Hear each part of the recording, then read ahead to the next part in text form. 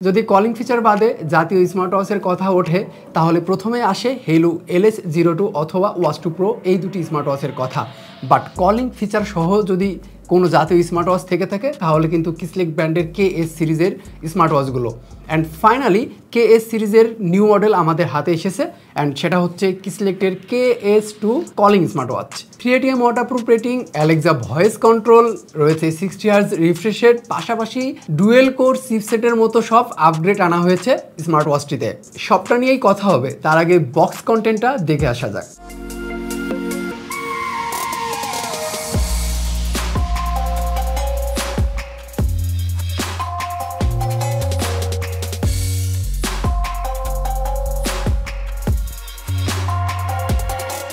বরাবরের মতোই slim body, aluminium frame এবং পলিকার্বনেট রেয়ার প্যানেল। সাইডে থাকছে দুইটা বাটন, উপরেরটা ডিজিটাল ক্রাউন বাটন এবং নিচেরটা dedicated sports button. Digital crown বাটনের ক্ষেত্রে বড় একটা চেঞ্জ আনা হয়েছে, যেখানে আগের স্মার্টওয়াচগুলোতে আমরা দেখেছি হোম পেজে থাকা অবস্থায় ডিজিটাল ক্রাউন বাটনটা রোটেট করলে ওয়াচ ফেসগুলো চেঞ্জ হয়ে যেত। বাট এই ওয়াচটির ক্ষেত্রে সেই ব্যাপারটা আর থাকছে না। যদি বাটনটি ঘোরানো হয় সেক্ষেত্রে লেফট এবং রাইটে সোয়াইপ করলে যে কাজটা হবে মূলত সেই কাজটাই হবে ডিজিটাল ক্রাউন বাটনটি ঘুরিয়ে। পার্সোনালি আমার কাছে এটা একটা পজিটিভ চেঞ্জ বলে মনে হয়েছে।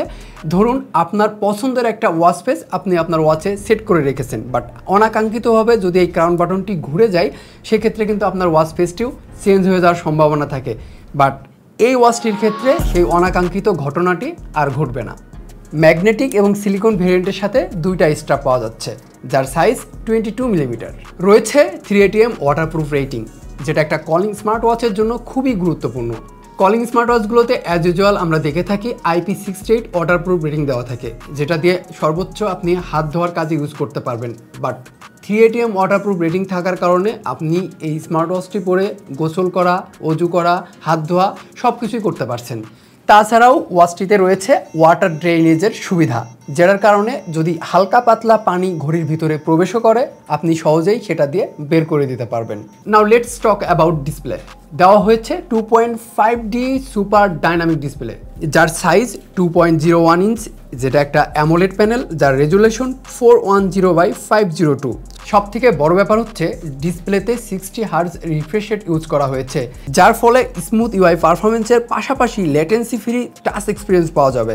অসংখ্য ক্লাউড বেস ওয়াচ ফেস রয়েছে, নিজের ছবি বা সিনারিও কাস্টমাইজ করার সুবিধা তো আছেই।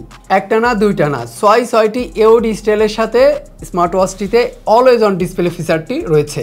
অ্যানাদার কি ইম্পর্টেন্ট পার্টের মধ্যে রয়েছে স্মার্ট ওয়াচটির ডুয়েল কোর চিপসেট, যেখান থেকে ট্রিপল স্পিড পারফরমেন্স পাওয়া যাবে এবং কিসলেক্ট ক্লেম করছে চিপসেটটি 30% কম ব্যাটারি কনজিউম করতে সক্ষম এবং এটার কল কোয়ালিটি ছিল সন্তোষজনক, আমার কাছে ঠিকঠাক লেগেছে। এর স্পিকার এবং মাইক্রোফোন টেস্টিং রেজাল্টটা আপনাদেরকে দিয়ে দেওয়া হবে, আপনারা নিজেরাই বুঝতে পারবেন আসলে কল কোয়ালিটিটা কেমন হবে। হ্যালো, হ্যাঁ কি করতেছো? আচ্ছা, আমার কথা কি ঠিকঠাক শুনতে পাচ্ছ? কোনো সমস্যা? পাশাপাশি রয়েছে 40টার মতো কন্ট্যাক্ট সেভ করার সুবিধা এবং ডায়াল করে কল করতে পারবেন, রয়েছে রিসেন্ট কল দেখার সুবিধাও। Auto detect workouts feature mood use করা হয়েছে, যার ফলে আপনি ওয়াচটি পরে যদি রানিং বা ওয়াকিংয়ের মতো কাজগুলো করে থাকেন তখন এই ওয়াচটি অটোমেটিকলি ডিটেক্ট করে নেবে আপনি কোন ওয়ার্কআউট মুডে আছেন। এটিতে রয়েছে 100+ ওয়ার্কআউটস মুড অ্যান্ড এই নিউ চিপসেটটি আগের থেকে 37% মোর অ্যাকুরেট ডেটা প্রোভাইড করতে সক্ষম, যার ফলে heart rate, blood oxygen, slip monitoring সহ সকল হেলথ ফিচার থেকে আগের থেকে অনেক বেশি অ্যাকুরেট ডেটা পেতে পারেন। হেলথ ফিচারগুলোর মধ্যে সবথেকে ভালো লেগেছে এর বডি এনার্জি মনিটরিং ফিচারটি, অর্থাৎ আপনার বডিতে কতটুকু এনার্জি আছে বা কতটুকু এনার্জি লস হয়েছে এই ব্যাপারগুলো কিন্তু এই ঘড়িটা আপনাকে এনশিওর করবে। ওয়াচটিতে 300 মিলিঅ্যাম্পিয়ারের একটি ব্যাটারি প্রোভাইড করা হয়েছে, যেটি চার্জ হতে সময় লাগবে 2 থেকে 3 ঘন্টা এবং কলিং ফিচারটি অ্যাক্টিভ রেখে 3 থেকে 4 দিন ব্যাটারি ব্যাকআপ পাওয়া যাবে। তাছাড়া আপনি যদি রেগুলার মোডে ইউজ করেন বা নর্মাল মোডে ইউজ করেন সেক্ষেত্রে 10 থেকে 12 দিন ব্যাটারি ব্যাকআপ পেয়ে যাবেন এবং ব্যাটারি সেভিং মোডে আরও 2-1 দিন বেশি ব্যাটারি ব্যাকআপ পেয়ে যাবেন। এবার স্মার্ট ওয়াচটি নিয়ে ওভারঅল কথা বলা যাক। যদি আমরা স্মার্ট ওয়াচটির ক্রাউন বাটন অর্থাৎ ডিজিটাল ক্রাউন বাটনে প্রেস করি, এটা দিয়ে কিন্তু মূল মেনুতে আসা যাবে। প্রথমেই থাকবে হেলথ ডেটা, তারপরে এক্সারসাইজ, রানিং কোর্সেস, অর্থাৎ এই স্মার্ট ওয়াচটি থেকে কিন্তু আপনার রানিং কোর্সেস কিছু টুকিটাকি হেল্প এই স্মার্ট ওয়াচটি থেকে আপনারা পেয়ে যাবেন, একটা গাইডলাইন পাবেন আর কি। তারপরে ওয়ার্কআউট রেকর্ডসগুলো রয়েছে, ফোন রয়েছে, অ্যালেক্সা। হ্যাঁ, স্মার্ট ওয়াচটিতে অ্যালেক্সা রয়েছে, তবে অফলাইন ভয়েস কন্ট্রোল ফিচারটি নেই।